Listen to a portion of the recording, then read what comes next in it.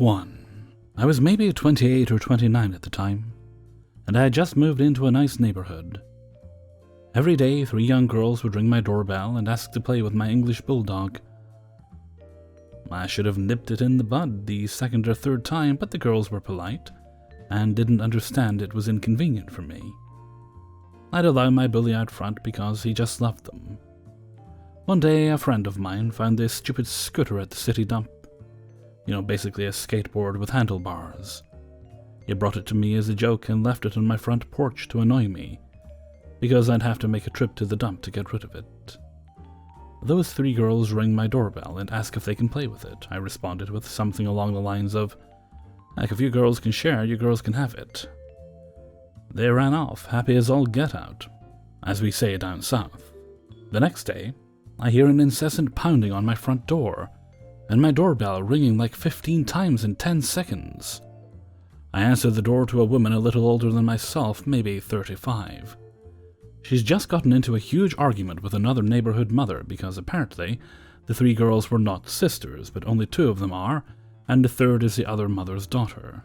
She's basically yelling at me, demanding to know which girl I gave it to. I said, first of all, thank you for the lovely welcome to the neighborhood. Secondly, I told the girls that if they could share it, they could have it.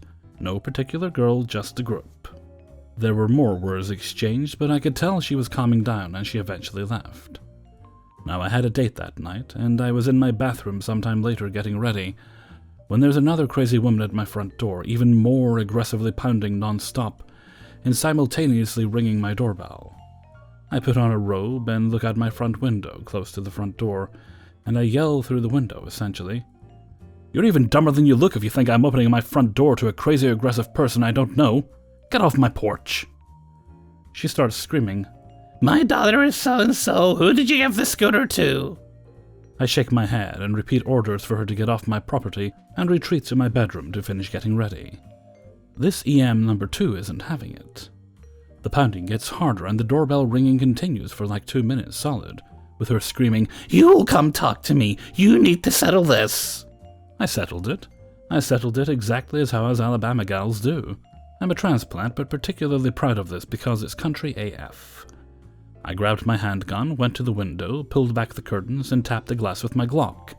"Are you going to continue to be a threat to my property, or are you going to get your crazy ass off my porch?" I didn't point it at her, but she definitely saw it. She stormed off, the kids never came back, and my house was actively avoided for Halloween for 2 years. Pretty glorious. To be clear, I think those country mamas had gotten into epic arguments with one another just before they each stormed over to my place, and the anger and adrenaline from their exchange was taken out on my door. But that second mama is lucky I didn't chase her off with a baseball bat or have her arrested. She was completely unaware of how out of line her behavior was.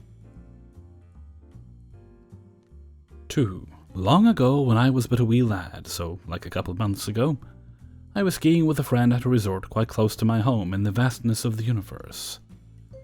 But that is beside the point of this story, so I will dive right into it. My friend and I had decided to take a break from our studies at our university and go on a pleasant ski trip. What fun. We had skied most of the day with fair weather, fresh snow, and a few lift lines. Unfortunately, there is one lift that is cursed, for lines plague this lift each and every hour of the 8-hour ski day. The dreaded T-bar. The terror of the beginner skier.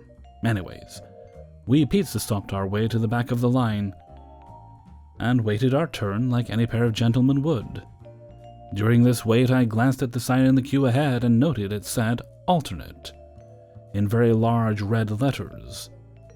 This sign is of great importance to the story, so please take note. Anyways, as we wait, a group of 3. A man in a blue 80s ski-style jacket with the most appalling yellow boots, a woman with 3 braids of hair sticking from the back of her studded motorcycle helmet, and a child who appeared quite young, and seemingly unready to partake in the contest known as the T-bar, come skiing down the slope. This strange group approached from our left, nonchalantly ducked under the rope indicating the formation of the line, literally pushed my friend backwards, and took place directly in front of us as a group of 3.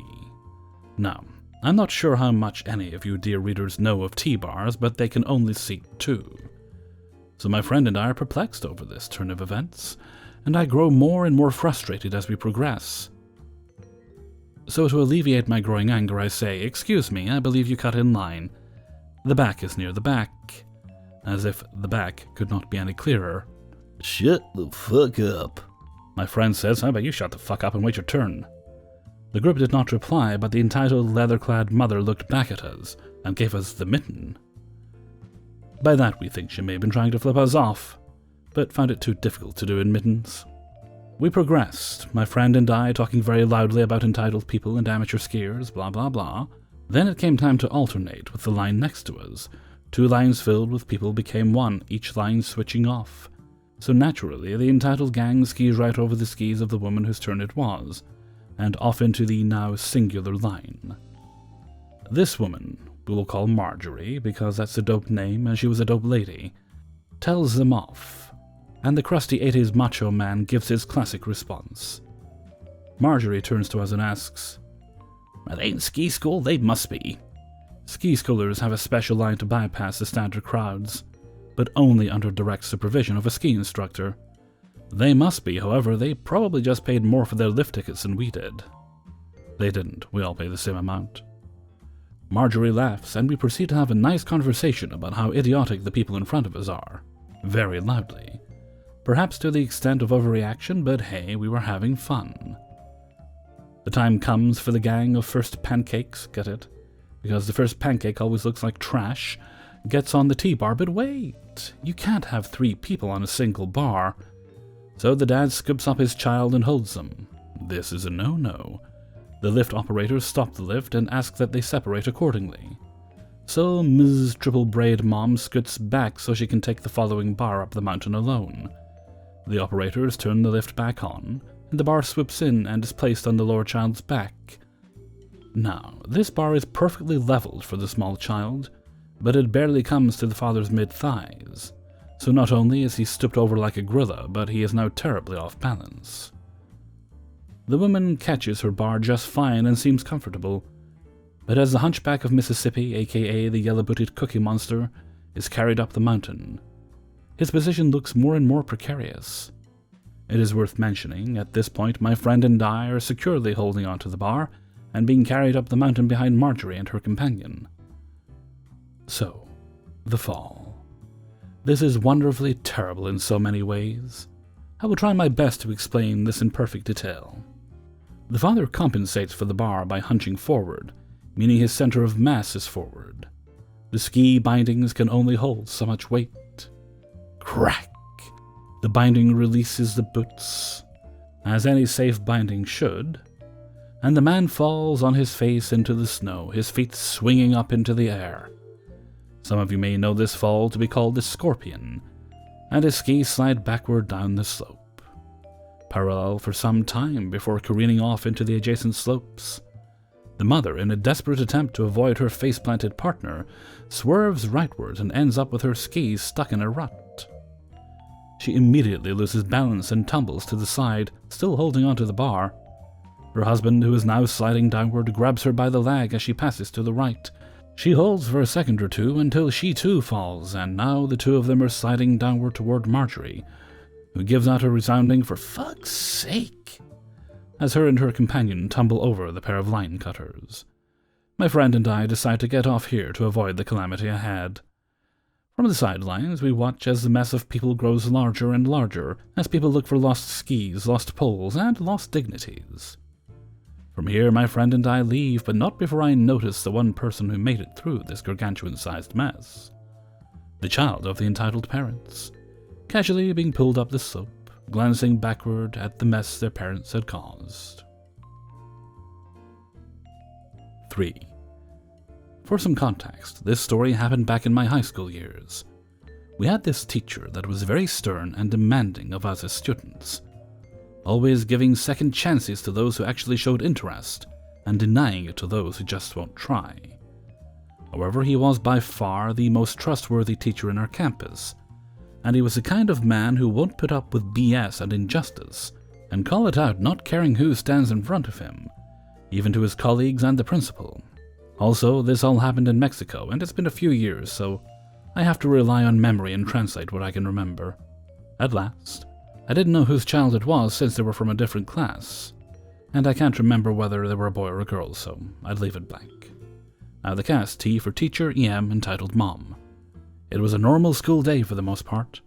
T was giving out his lecture while we all just listen and take notes in silence. When in the middle of his lecture, we hear a knock on the door. However, T kept talking about the subject for a bit longer as he was heading towards the door. As he opened, we all looked curiously at the visitor, who ended up being an overweight woman in her 40s, EM. Then they engaged in a conversation outside. However, we were able to see it all unfold from the open doors and windows. Besides, it turned out loud rather quickly anyway. The conversation went as follows. What can I do for you, ma'am? Excuse me, but I know my child has been having low grades in your class. Would you please raise them up? I'm sorry, but I can't do that. Why not? You're the teacher, right? Yes, but has your child told you why their grades are low? Well, I suggest you check your child's notebook and see how many notes they have written and how much homework they actually have done. Now please leave. I'm in class. As T was turning to head back to the classroom, EM grabbed him by the shoulder, tugging him back a little as she was yelling. I can vividly remember myself holding my breath at that moment, as it's probably safe to say most of the class felt the same. Wait a minute, I'm not done! T turns to face her almost immediately, and even though he was giving us his back, we can all just feel the anger emanating from him in that moment. I didn't come here to listen to your bull. I came here to have my child's grades raised, and I'm... T cut her off there as he raised his voice louder than ever before, and with a tone of authority that defined him. Shut up! Now you listen to me. I'm not going to tolerate this from no one. Now leave my classroom. It took a few seconds for EM to regain her composure, but as soon as she did, she started trying to raise her voice on top of him. Who do you think you are? I'll have you know my husband...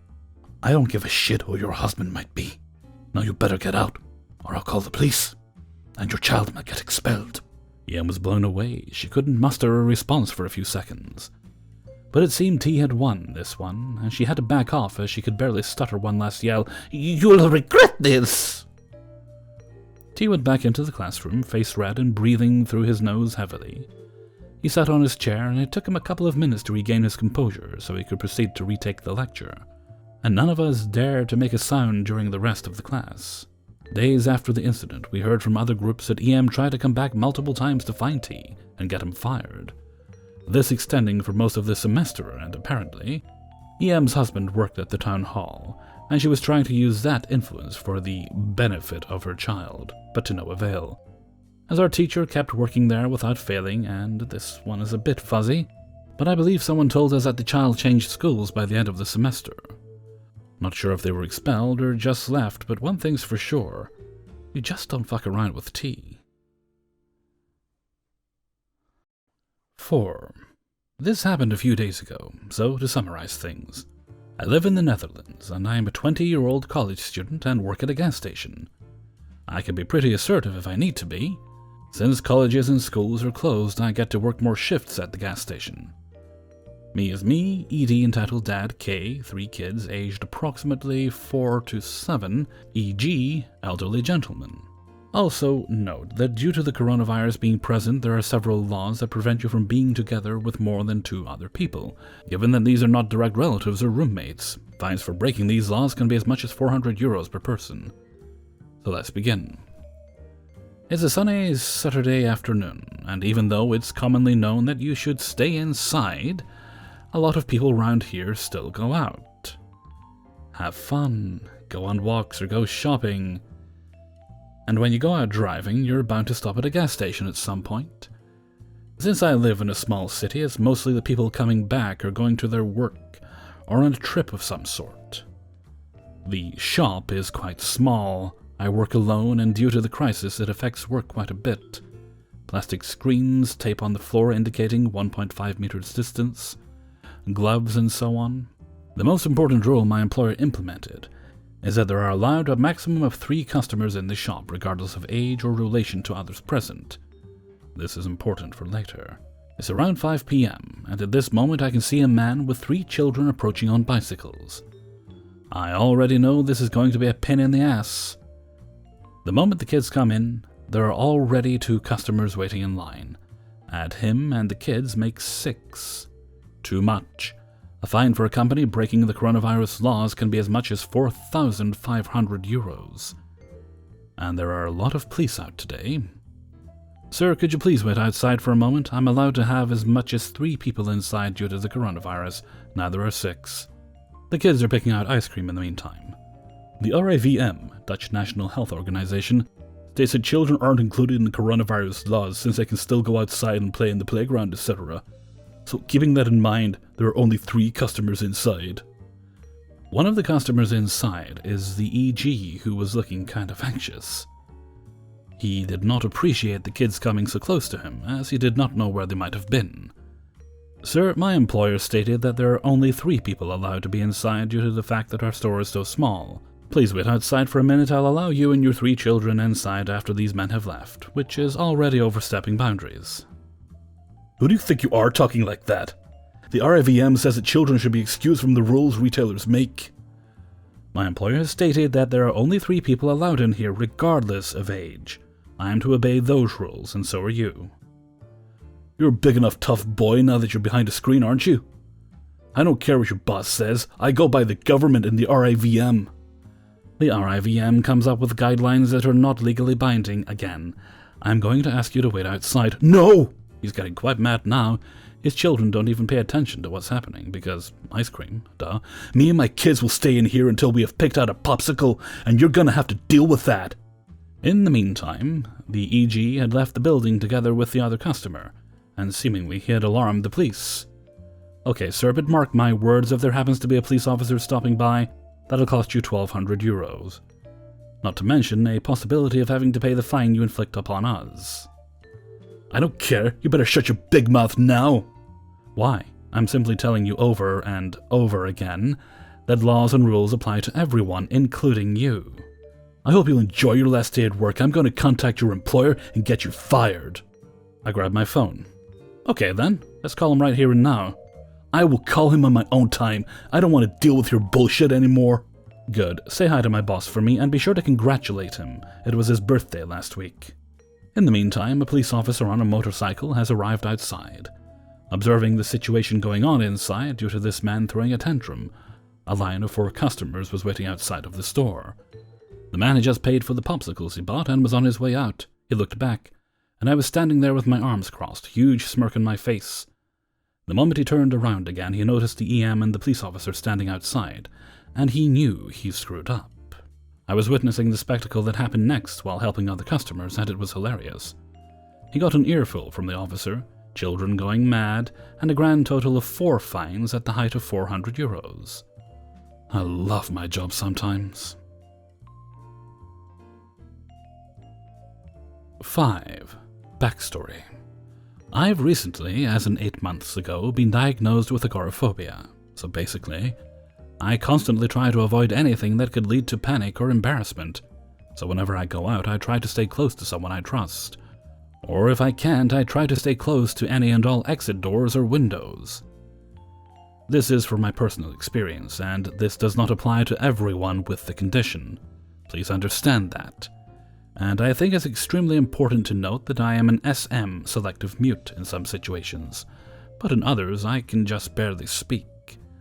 Characters Karen, our entitled momster, NK, nice kid, me, as me, AM, amazing friend.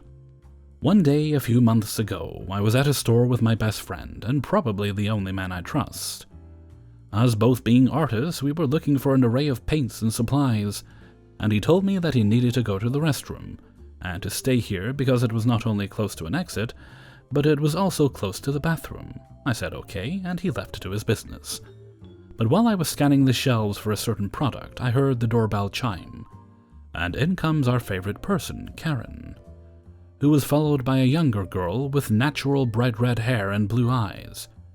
Karen said something quickly to her kid, and then they both parted ways. NK began to walk in the direction of my aisle, and I started to panic a little. When she finally reached it, she was walking next to me and started to look for something. After about 40 seconds of looking, she turned to me and politely asked if I knew where a certain paint was found. Me being a regular of the store knew exactly where it was. But in that situation I could barely speak, let alone look at her. She realized my state and said, "Oh, take your time," and gave me a smile.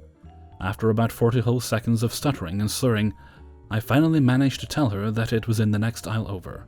She thanked me and went along with her business. At that time, my friend had just gotten back from the bathroom and saw me talking to NK and asked me about it and asked if I was all right. After explaining everything, he calmed down, and so had I. We went on with our shopping, and we ended up walking next to Karen, and she apparently saw this as the perfect time to ask me about talking to her daughter. And the conversation went like this. "Excuse me," my friend says. "Yes, ma'am?" "Not you," she points to me. "Her." I'm visibly confused. "Oh, yes, ma'am? Mind telling me why you were speaking to my daughter?" I'm already scared for my life at this point. "Oh, I was telling her where something was." "Hell no," she cuts me off by raising her hand in front of my face. "You were not telling her anything. You were flirting with her." Now at this point, I realized what she was saying. While I was talking to her daughter, my face had gone red, and it seemed like I was doing more than just giving direction. "Oh, no, ma'am. I swear it was harmless." "I don't want some—" And here she revealed she was all class by using a word that rhymes with maggot. "Talking to my daughter." Now she had raised her voice quite a bit. I would have started crying right then and there if my friend hadn't grabbed my arm and took over for me. "Okay, she wasn't flirting with your damn daughter, she was helping her. And don't raise your voice. We're talking like normal people, not arguing." "Yes, she was. If she wasn't, then why was her face so red? And why did it take her so long, huh?" "She goes red when she's nervous, and she's got a stutter." "I don't believe her bullshit for 1 second. She was—" And here comes her daughter, obviously confused. "Hey, Mom, what's happening?" "I was telling this," and she throws more homophobic slurs around, "to stop flirting with you. That's what." Karen crossed her arms, and NK sighed. "Mom, she was helping me." No. I don't believe that lie for a second. I'm not going to let this lesbian ruin my daughter, and that's final." Karen now looks at me and steps closer, "And as for you," she pokes my chest, and I nearly faint. "Stay the fuck away from my—" And all of a sudden, my friend pulls me back completely and goes off on Karen. "Do not touch her, first off, and secondly, she doesn't want your goddamn daughter." After that, they both start yelling, and I begin to have a panic attack in the corner. After some time, security is called, and they ask what's going on. Karen says, "This man tried to rape me!" Like all Karens do, and after about a minute of trying to tell the officer about the threats my friend supposedly made, she then turns to me and says, "And that thing touched my daughter! Arrest her!" The daughter cuts, but I can't hear a word. After that, I remember Karen giving me death threats while she was being forced out in handcuffs, and the daughter apologizes. My friend tries to calm me down, to barely succeed. The officer asked if we wanted to press charges. I tell him no, but my friend insists on it, and we end up suing her for trauma or whatever. Not too long ago, I found out why she was acting like that, and turns out her daughter came out as a lesbian, and she just couldn't accept it, so she lashed out at any woman that talked to her daughter, and she was also apparently bipolar. After everything calmed down, the daughter invited me to go get coffee with her, and turns out we've got a lot in common. She's only a year younger than me, and she's going to the same university as I was. After a month of talking, she asked me out, and we've been happily together ever since. Hey everybody, Hellfreezer here, and thank you very much for listening to the Impractical Proudness of Parents. IPOP number 36. And thank you very much to everybody who allowed me to use their stories in this video. I think this is episode 36. Anyway, regarding story number 4, I looked up the RIVM, or the RVIM. I looked up that thingamajigger, and looked at the rules, and shockingly, that guy was full of crap. They do say that children can play together, but they also say they have to be supervised by an adult, and that the adult has to stay 1.5 meters away from them. And also, kids wash their hands after playing with the toys and all that. So it doesn't say anything about the kids being exempt. If anything, it reinforces that no, they're definitely not exempt, they're just allowed to play with each other, but the actual distancing rules, especially with adults, does apply. It does also state in the website, which is actually bullcrap, that children don't get infected. That's not actually true. They do get infected. Less likely to, but not only, yes, they can be infected, they can carry it and spread it around as well. That's why one of the reasons the schools were closed down. Okay, and with that, I'm going to head off for now. So until next time, thank you very much for listening, and take very good care of yourselves.